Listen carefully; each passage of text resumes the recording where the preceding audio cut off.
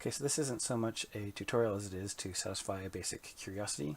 So in Gaea here, I've built up a really basic mountain just to do a test. It was to satisfy a curiosity. So what I have here is just a mountain displace and a breaker. And in order to get some additional nodes, I did things like curvature. I'd plug that into here, and then I'd plug it into the mask of the constant, which would then produce a mesh, which then I would heal to add like a little bit of like subtle blur to it, auto love it so I can get full range, and then I would then save the output at 2K. And I did that also for things like velocity and flow map as well, and output those individual images, which I then took into World Machine, and I did an erosion and exported just the flow map. So I didn't actually use the erosion, it was just to rebuild the flow lines that I wasn't getting quite the way that I wanted from within Gaea. And those were outputted along with, I brought in the two maps here, which I then colorized together and then combined to get myself an interesting kind of look. So that was the flow map that I exported from here, brought it back in, and then combined it with some other elements, right, which were blending in Photoshop of various different maps that I got out of Gaea, just to see what I got. So I had like the flow map and the velocity map and I think the curvature, and I blended them in different ways and then kind of recolored it and brought it in there, and then exported my mesh so that I could get that into to Maya afterwards. Inside of Maya, I decided to try a different technique. So under the effects tree, I went under fluids, got myself a 2D container.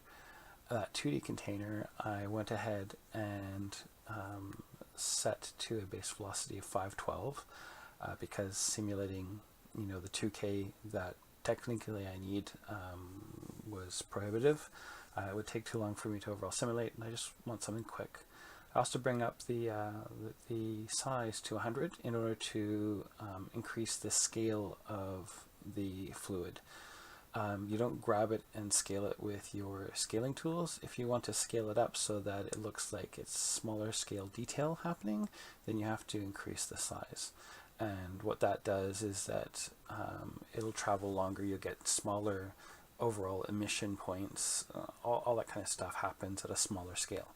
So yeah, I brought it up. It's basically 10 times the default scale, and that gives me something interesting. With that, I went to fluids, and then I went to the edit contents, paints fluids tool, and if I zoom in here, and let's go to velocity, you can see that I've painted some velocity going in different directions. If I look at those, you can see the arrows. If I get nice and close, you can see the direction that they've been painted in. And those were roughly about 100. So not a value of 1, but a value of 100. And those were based off of, if I just press 6 here, so you can go to texture mode, it's the velocity map that I output from Gaea through that method that I showed at the beginning there. So I use that as a reference to manually paint in the direction of the flow and try and guess at which direction I should drag my brush in order to get the flow going in that direction.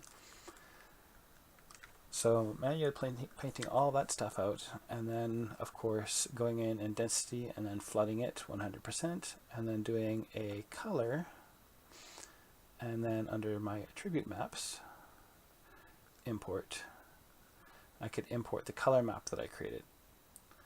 And the color map that I created in Photoshop was basically this. So I took my Photoshop height map, or my Gaea height map rather, and then I went ahead and did an edit, image adjustments and gradient ramp, and the gradient ramp, I manually constructed my own gradient through a series of clicking on different colors and it will fill that in. So it converts this grayscale into this, which is very similar to what, I mean, I could have done basically the same thing inside of World Machine for that matter. And some people do, and that just would give me like the height information. And then I combined it with some other maps and another gradient remap that had been done from the filter render clouds, which I have put in there. Anyways, those are combined together, and that went into this image. So it's just a lot of kind of chaotic stuff with some different sediment layers. And so with that, if I go back to my regular sort of set there, I can go ahead and let's go to just selection mode so I can see that, and I just go ahead and let it play itself out. And I had to turn off buoyancy. This kind of depends on you knowing a little bit about how the fluids work in order for it to work fairly well, but under dynamic simulation, I changed the simulation rate scale up to 4 times so it was a little bit faster. I went into the contents details and then looked for buoyancy and turned that to 0 so that wouldn't do anything. Then under velocity I added a little bit of swirl so I get some of these tendrils that come off of it, and then let it go. And so it will go out and kind of spread outwards.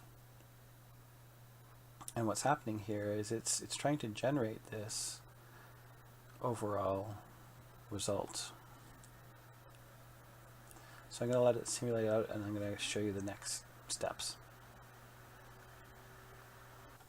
Okay, so because I'm lazy, I just print screened it, and you just go in and trim off the edges of the interface.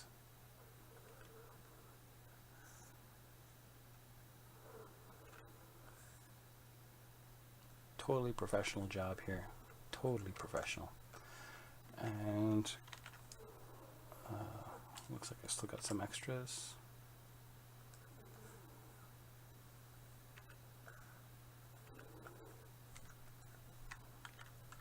There we go. Take that and Shift Alt drag. I'll drag that up faster.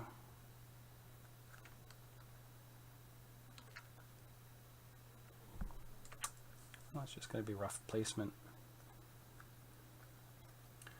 Just double click that, turn that into a layer. Let's invert that.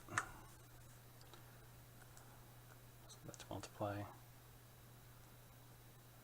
And just lower its overall intensity.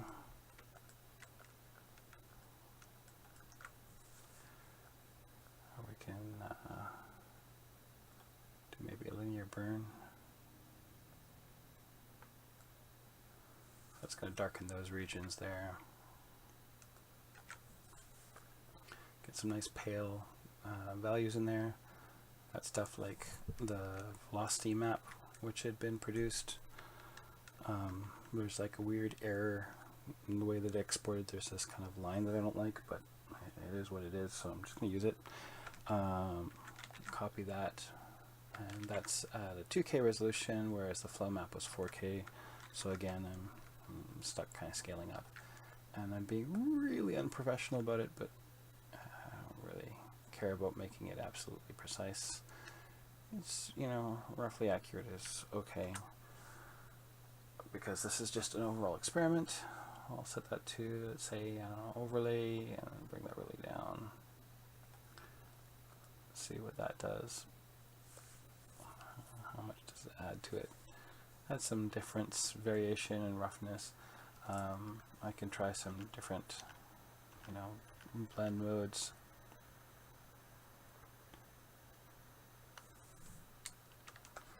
These are all based on the original terrain, so it does some neat stuff. Color burn might add some interesting saturated colors, which is kind of nice. That's kind of cool. I like that. I had grabbed from here. This is another build that I was doing.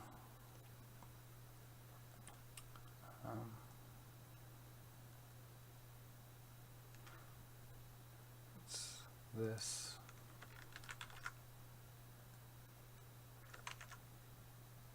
So it's the curvature. And I will maybe color dodge that.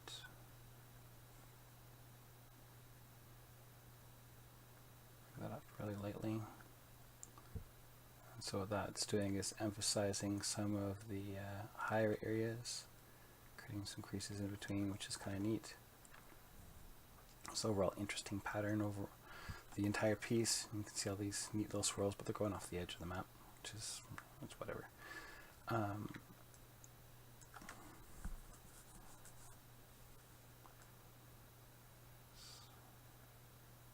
Near burn.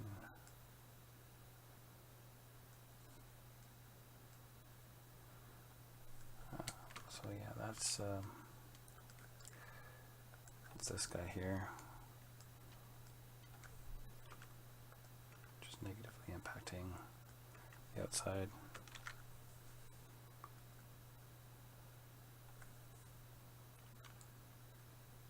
Nice soft brush.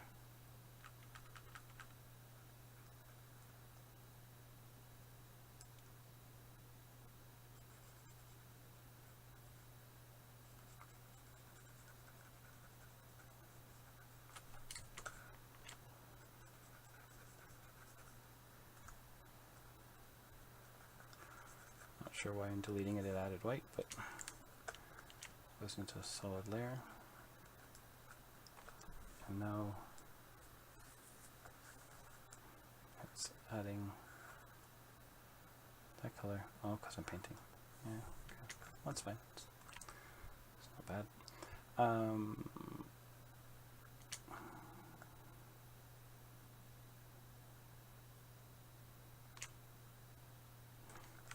So I can perhaps blend those. I could manually paint some of this stuff out, but I'm fine with how it is. So I'm just gonna save that out and bring it into Maya on my mesh, which is gonna take a moment to load. So I'll just pause the video while I do that. So there it is loaded, and you can see how that's worked out, and it really looks like stuff is kind of flowing downhill. You can see how these things kind of come together, especially when combined with that flow map from the other tool set. And it just looks like it's hitting these edges and then flowing down and around because I painted it in that direction. So it creates for some interesting results, and I think when combined with some other imagery, I could create something rather interesting. So depending on the colors of the mountain and whatnot, I could put like, you know, a dab of some color up here, and then it would just kind of spill down and create that appearance of like a large sort of stain, etc. Another thing to do is when you're painting it is probably to look at it in 3 dimensions, either in Gaea or World Machine, to kind of reevaluate some of these areas. Like when I was doing it, I was looking at just the height map or the velocity map, and I wasn't quite sure which direction to paint some of these. And so maybe I made a few little errors. Additionally, you know, choosing color where you want it to be is something else that you could do. Perhaps in the painting of this, I could have, you know, built something as a basis in World Machine, and then maybe taking it to Substance Painter to add a few other details before doing that simulation if it was really worth doing. But again, this was an experiment, and was it worth it? Well, not really in this particular case. I think as a potential for future tools in Gaea, I think it would be worth it because fluid simulation can be done directly inside the viewport. You can see it happening real time at rather high resolution, which suggests that the the information that Gaea is able to produce, such as the velocity map and then direction of flow, it could probably generate some of this itself. So it could create like a base set of layers based on some different color ranges, maybe add a little bit of fractal to it, and then do the sim. And then we could combine other elements on top of it, different maps, to then get the final textures out. So as something for a future tool set, I think it's definitely worth it. But when you have to do it manually and paint all that stuff out, it's tedious. Like I showed, I mean, I'm only dealing with a 512, and getting that out accurately is a pain. I opted to just screen capture it, and even that, you know, it's kind of blurry. So it's not a great detail creation tool set, but it's good for like a base color, and if you want to try it out, you can. But there it is. That's what I did to get this full experiment going.